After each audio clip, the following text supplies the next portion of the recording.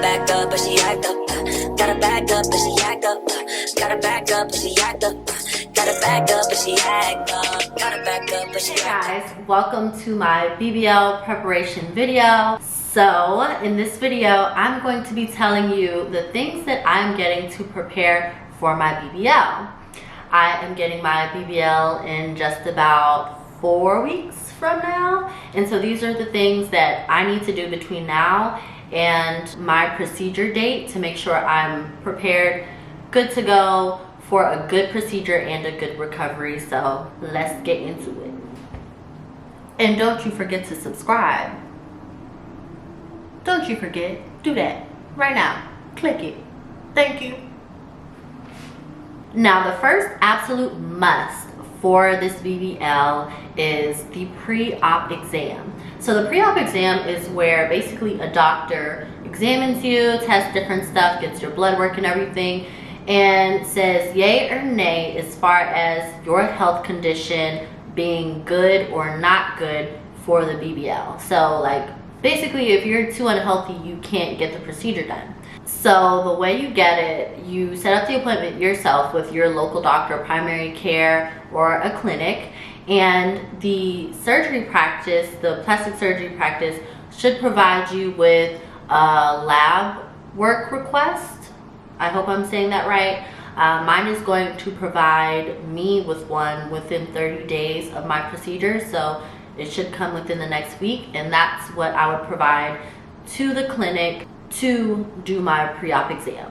So literally like that's it. You just get the lab work request from the practice, take it to the clinic or the primary care provider, get your exam done, and that's really all you need to do. Just make sure that you're on top of your health leading up to this exam. One of the big things that they check for is your hemoglobin levels, and there are so many different things that you can do to make sure that your hemoglobin levels are boosted and where they need to be. I personally have been taking vitamin C, iron, and folic acid supplements. So that's what I've been doing to help boost my hemoglobin. There's also Hemoplex out there. I've heard some people use that, but those are just the things that I take to boost my hemoglobin levels. Now on to supplies, and boy do we have a lot. I split this up into sections so it's a bit easier to digest, but we do have a good bit. So we have wearables, hygiene, cleanliness, and self-care. You ready? So the wearables. First we have on our list the faja. I know the girls have heard about the faja over and over again, and I have to say based on my research and what I've heard, it is not hype. You do have to wear that faja. Now, I did some more digging and I found that it's not just wearing your faja. Apparently, there's 3 stages of fajas. They're like stage 1, stage 2, and stage 3. From what I've read, stage 1 is 0 to 2 weeks post-op.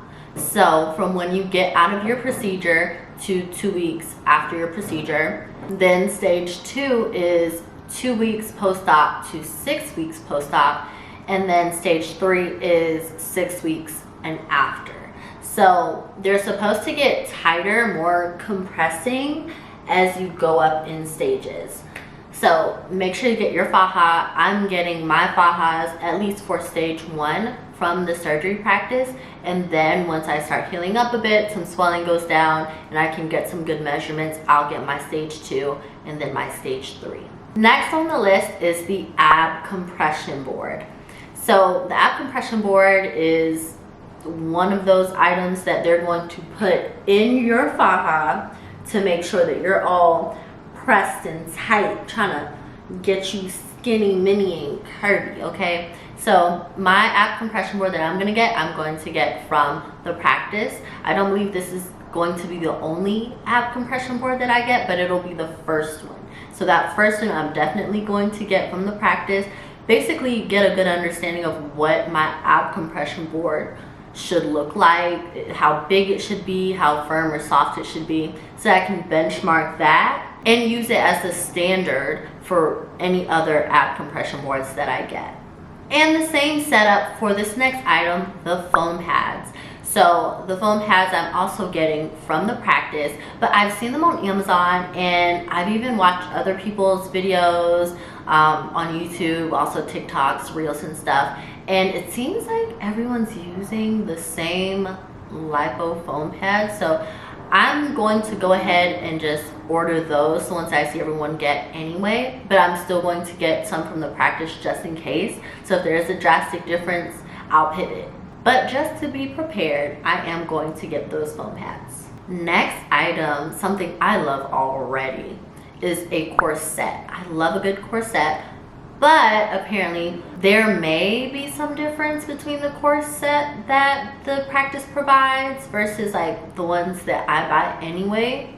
I feel like the ones that I get are more waist trainers, but that's what a corset is anyway, right? Maybe, I don't know, and that's why I'm going to get one from the practice. Again, use that as like my benchmark for what it should look like, how it should feel and stuff, and then get similar ones on my own. And then we have a binder. So the way I understand a binder to work is it's supposed to like bind, like pull together that compression board, the foam pads, all of that. It's supposed to be bound, you know, and of course the faja, it's supposed to be bound, pulled together with the binder.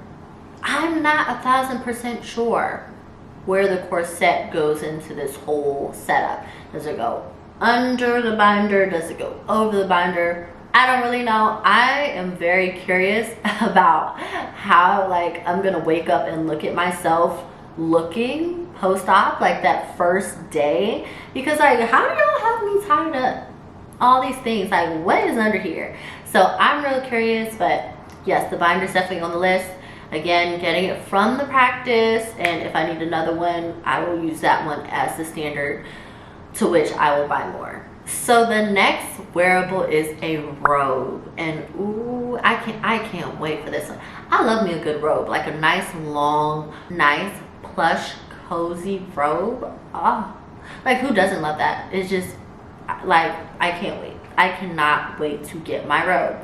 Now, side note, I went to Nordstrom today just browsing, really looking for a birthday outfit, and as I was strolling through, I saw a robe section, and I saw a robe, but it looked like a jacket, but it was a robe and it was very plush. But child, said $89. I said can't do her, because like I'm probably gonna throw this robe away after it gets all like soiled and stuff over so many times. Like I'm probably gonna have to throw it away, just being hygienic about it. So if y'all are gonna get your robes, which I highly recommend you do, you're gonna want to be warm and cozy and comfortable during all of this, and also like not getting your fluids everywhere on anything. Get you a robe, but be smart about it. If you're just gonna end up throwing it away, don't blow a bag, you know? Now, another item to go over that faja is going to be a dress. Like a nice, I would say looser fitting dress, just something comfortable. It's gonna keep you from, you know, getting the chills. It's gonna keep you covered. I'm gonna get like some sundressy type dresses, hopefully not too long. So I'd say like midi, not quite maxi, but midi dresses, and not super tight. Just not super tight. Like I'm definitely gonna size up from, let's see, like I'm a small now, so maybe a medium. I don't know. I don't think I'm gonna be busting out the seams like that. I don't have that much to move around. We don't know, so I'll probably plan for a medium. Maybe buy one large just in case, but I think I'll be fine with a medium. So just to be warm, to be comfortable, to be covered, get you a good few dresses. And again, be smart about it, because you're going to soil them over and over and over again with all of the leakage. Like you're probably gonna throw it away if we're being hygienic about it, so plan for that. Now to go under that faja, like under all these compression boards, foams and everything, we have tank tops. Want to get some tank tops. I'm going to get a few real cheap but fitted tank tops, so that there's not too much tank top separating my body from all of the compression. Like I want to get all the compression possible, but I still want to protect my skin. So tank tops definitely on the list. I'm going like all black tank tops, all black dresses, because who wants to see, who wants to see like the color of whatever your body's making? No thank you. If for medical reasons they're like, hey, yeah, you may want to, then okay, I'll just suffer through it. But right now my plan is to get black. Do with that information what you will. Next we have compression socks. Compression socks, I'm still a tad bit in the dark about what this one is for. It was suggested by the practice. I see it suggested in all the girls' videos, but I don't quite ever catch why. My best guess is to catch whatever is running down your body so that it doesn't go onto the floor and make you slip and fall. Could also be for the bodily swelling, to compress, to reduce that swelling. But those are my best guesses. I don't know the actual answer. So if you know what the compression socks are for with BBL recovery, please comment that down below. That would help a ton. So comment if you know. And the last wearable we have on the list is slide-on shoes. I'm thinking Crocs. I can't think of any other shoe. Maybe like some like Nike slides, but like the very slip resistant ones. I'm thinking as slip resistant as possible, because I do not want to fall. If there was ever a time that I did not want to fall, like it's this. It's this. I do not want to fall out in recovery. So some slide-on shoes, just because like you're not going to want to be lacing anything up or clamping anything, doing any buckles, any loops. Like you're not going to be in the mood. I'm not going to be in the mood. I'm definitely going to want to just slip my feet in and out of something. So slip-on shoes. Hey, maybe you can get your cutest pair of like furry house shoes. I love a furry house shoe. I'm probably going to wear a furry house shoe now that I think about it. But those are just some thoughts on slide-on shoes that you can choose from. If you have any ideas on a good slide-on shoe, please comment them below. I could use all the ideas, all the suggestions you got, and probably other people would find it helpful too. And now we move on to hygiene, the hygiene products that you're going to need for your procedure and recovery. So the first item we have here is baby wipes. Baby wipes was an item that was on the list provided by the practice that I'm going to, and I'm definitely going to get some just to make sure like I'm really hitting those key areas, especially when it comes to my new butt, to make sure it's clean, like no possibilities of infection.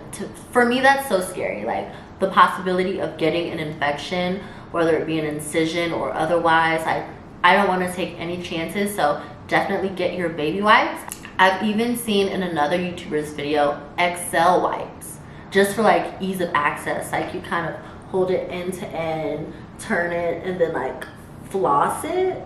Like to me, that was genius. I am going to link her video in the description box and another video that I found really useful. So you'll find a lot of these products in those two videos and so many more. And you'll also find a lot more that I didn't mention just because I just didn't feel the need to mention them. But that's just me. I think everyone's road to recovery is different. So these are the items that I think will be useful in my recovery, and that's why I'm mentioning this in this video. Next is dry shampoo. So I don't know about you, but my hair gets really oily really quick. Like 1 week and my scalp is oily, and it will, if my hair is like down like this, it's going to trickle down all the way to the ends. You won't see it, but my hair will be oily. So dry shampoo is going to be a huge help, not just for like maintaining a style, which I plan to have like braids or something. I'm not gonna wear my hair like this because I won't be able to maintain it, but just for cleanliness sake. Like I don't want my hair to be really oily and then that oil's in my bed or on my pillow, and then that oil carries bacteria and the bacteria makes me prone to infection. All of that to me is so scary. So I'm definitely going to keep some dry shampoo handy. I know it's not a substitute for regular shampoo, but just to reduce that oil that's being carried in my hair, I think would be a big help. Now, some wipes that I did not mention a little earlier are feminine wipes. And feminine wipes are going to be a must on your supply list for your BBL.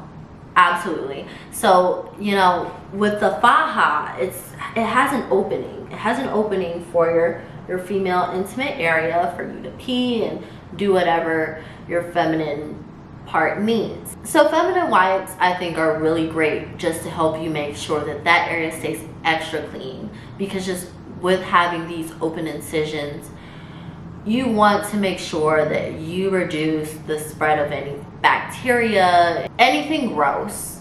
Reduce the spread of it at all costs. So feminine wipes are going to be great for that, and also you won't be causing any new infection, any BV, yeast infections, whatever, while you're keeping clean. So huge must, definitely get some feminine wipes. The next hygienic item is antibacterial soap. So the practice that I'm going to requires me to take a shower the night before and the morning of my procedure with a bacteria germ inhibiting soap.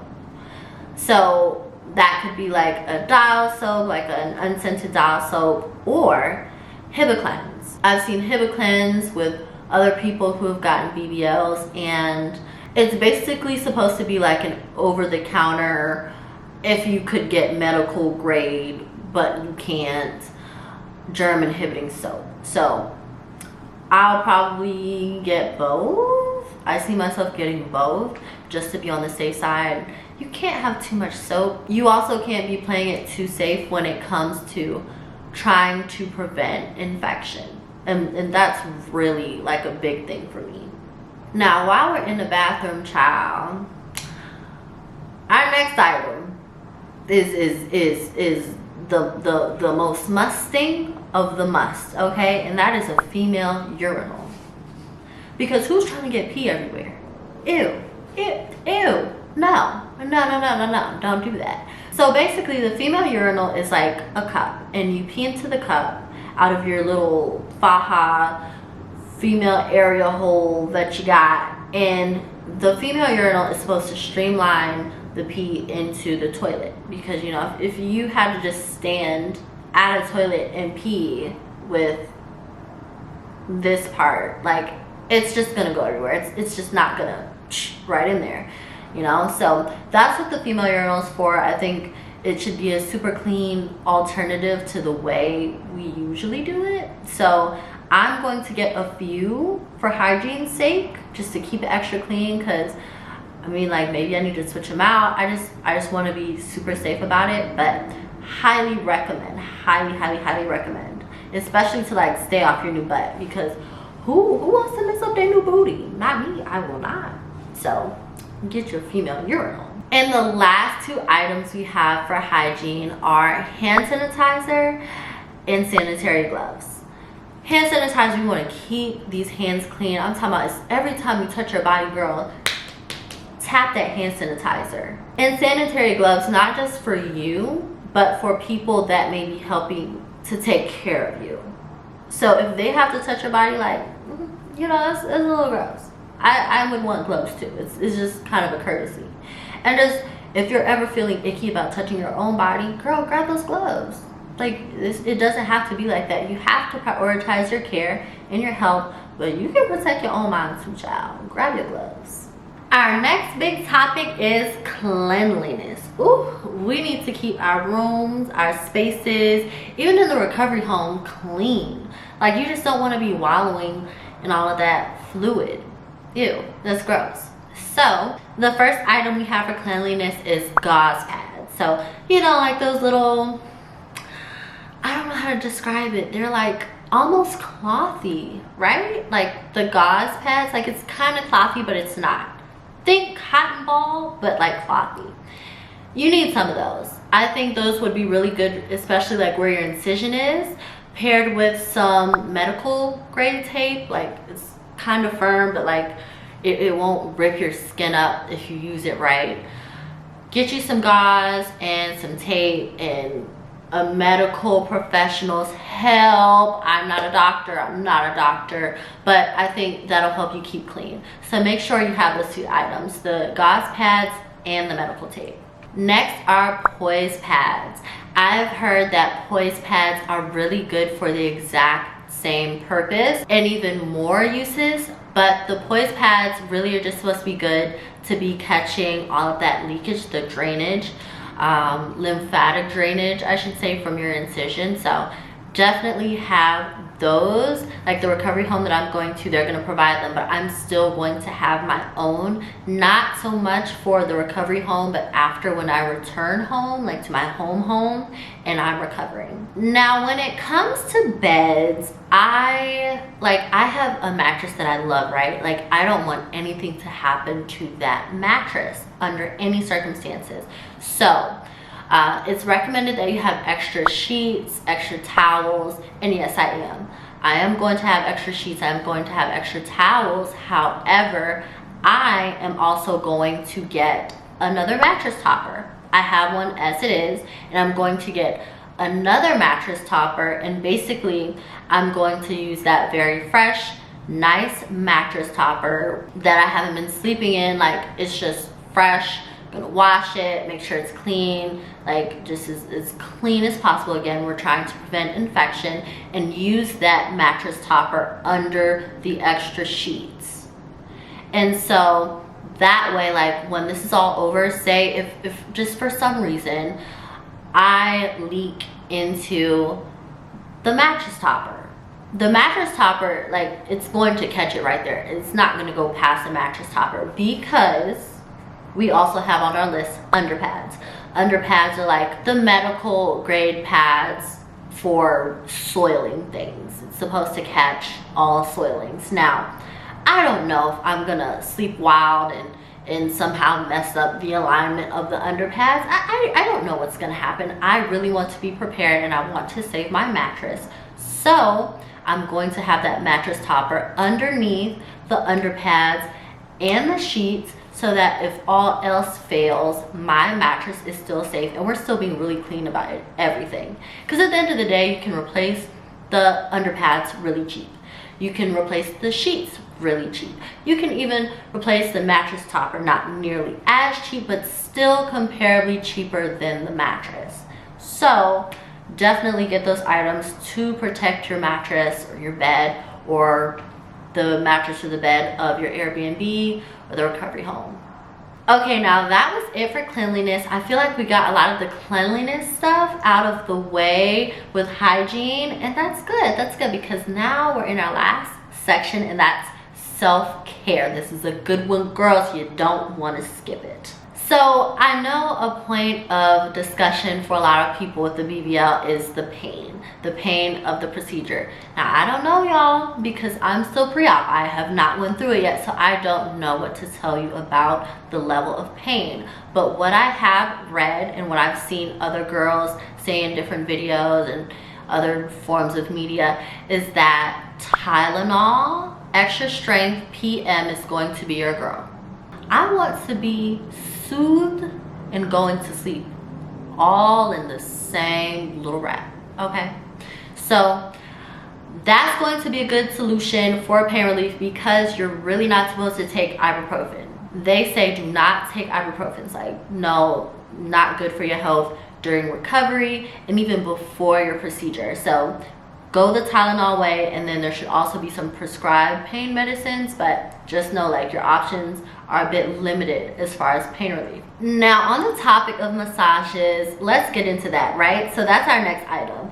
Make sure you plan for your massages. Now I have learned more about the importance of the massages as I've researched more into the BBL, because I just thought like, oh, the doctors recommend it, you do 10 of them and go, which is not the case. For the best possible results, it's been said like you should do massages the 10 right after, not like the same day right after, but throughout your immediate recovery, you should do 10.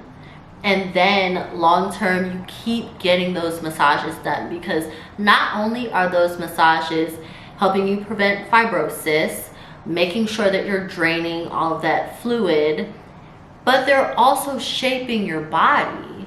Like, they're helping your body create that shape that you got the BBL for in the first place. So, like, to me, it's a no-brainer, personally. I know that the massages, they can be a bit pricey, but it's like, if you paid the money for the procedure in the first place, you want your best results. Like, you want what you paid for. So me, I'm going to be doing massages for months. I don't know how many, but I'm going to be doing them for months. At least 3. Probably more. I could see 3 to 6 right now, but we're going to see. Again, I'm still pre-op, so I don't know for sure, but that's the way I'm seeing this pan out. But make sure you invest in those massages. Don't skip. Even if it hurts, girl, tough through it. They already did the procedure. You already been in pain. Just get through it.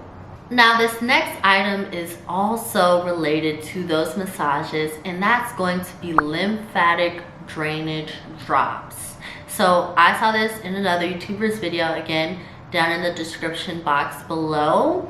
And I've also seen this, like, I think on TikTok, probably even other YouTubers. I've seen it so many times, like, I can't count. I can't even recall every single instance. So apparently this must be a really good product. So I'm going to get it, but it's supposed to help with passing that drainage out of your body, and that's supposed to really help your healing. So I recommend this product just off of people saying how good it is for you in your recovery.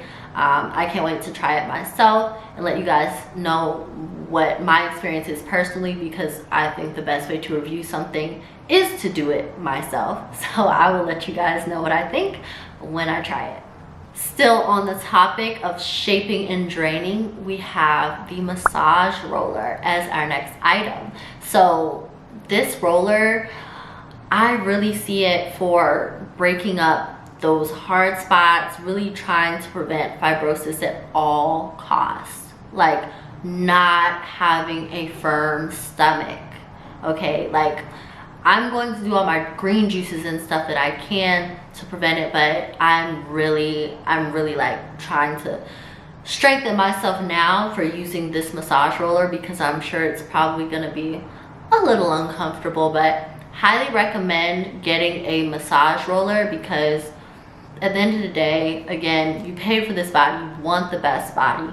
If this is what you got to do to make sure that you're not getting any results you don't want, girl, take that massager and roll it out. So this next item was an item that was suggested by the practice that I'm going to.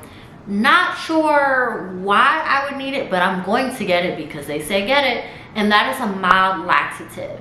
You know what a laxative is? It softens stool, your number 2, so that it comes out a bit easier.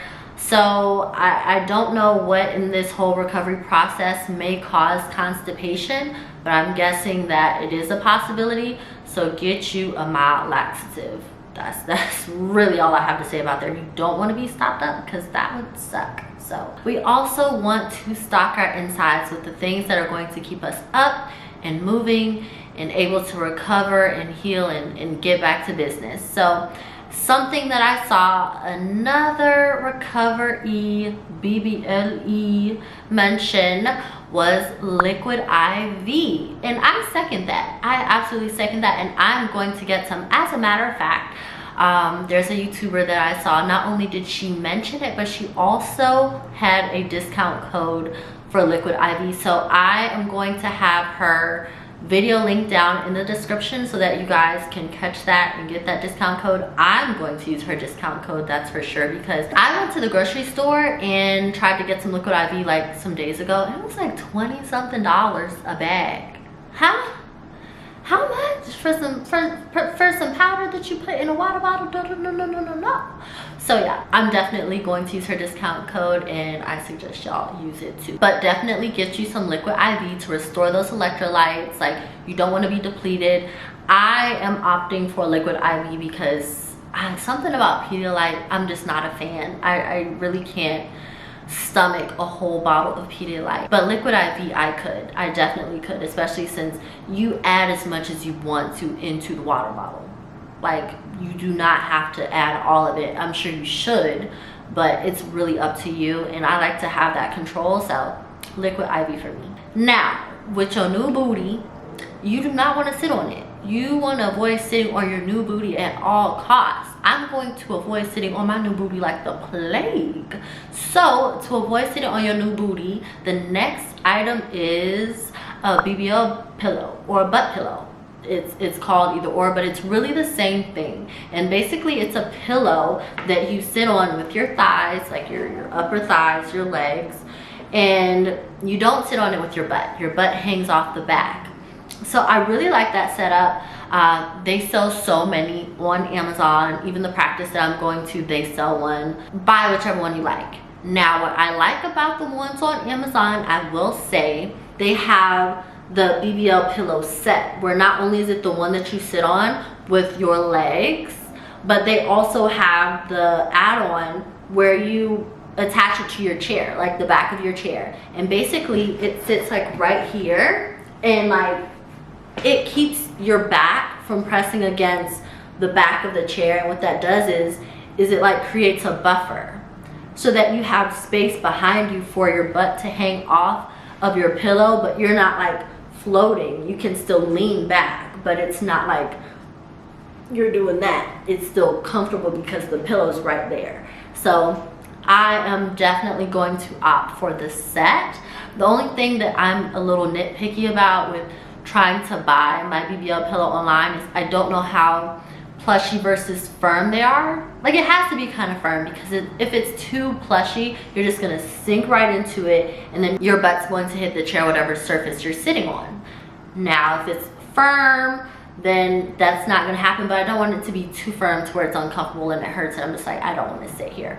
So take with that what you will. I think, of course, the best course of action is to not sit at all, but I know definitely for like my plane ride home, I really don't want to sit on my knees. I would rather like be able to sit down, at least for the short flight home. So our last two items for the video are some items to help with the appearance of those lipo holes. I know a lot of us, me included, are really concerned about the scarring associated with the lipo holes, where they do the incision to get the fat out and then of course transfer it to wherever it's gonna go. So the two items that I have to suggest to you today are bio oil and silicone scar pads.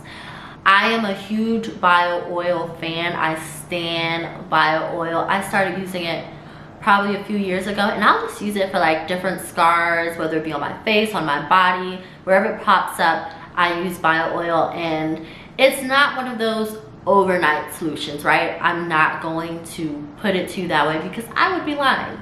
Bio oil is not an overnight solution, but definitely over time you see the difference. So highly recommend. I may even throw some Ambi in the mix, but I don't know, I haven't had the best results with Ambi personally, but I really like bio oil. It also smells amazing. Now, the silicone scar pads, I haven't used those. I'm going to try them. And there's this particular brand of silicone scar pads that I've seen multiple people on YouTube mention, and like they're buying the same brand. So I'm like, okay, there has to be something to this. So I'm going to try those pads, and we're going to see how that goes. I will definitely give you guys an update when I am post-op and recovering and really trying to see the results as far as preventing that scarring or reducing the scar appearance as much as possible. So that is going to do it. That is all of the items that I am going to get to prepare for my BBL. Now, if you want to see all of my updates on my BBL journey, I have a reel series going for my BBL journey on my Instagram at @TheTyraAlexa. And in December, I will be showing my BBL journey through Vlogmas, because my BBL is in December. Literally just a coincidence, but I think it's a great coincidence because you guys will be able to see so much more long form of my journey. So I hope this video helped you and anyone else that may be curious about getting a BBL, or who has decided to get a BBL and needs to know exactly what it is they should get to have the safest and most pleasant recovery possible. I'm wishing you guys all the best. Do not forget to subscribe to my channel for more, and I will see you guys next time. Bye guys.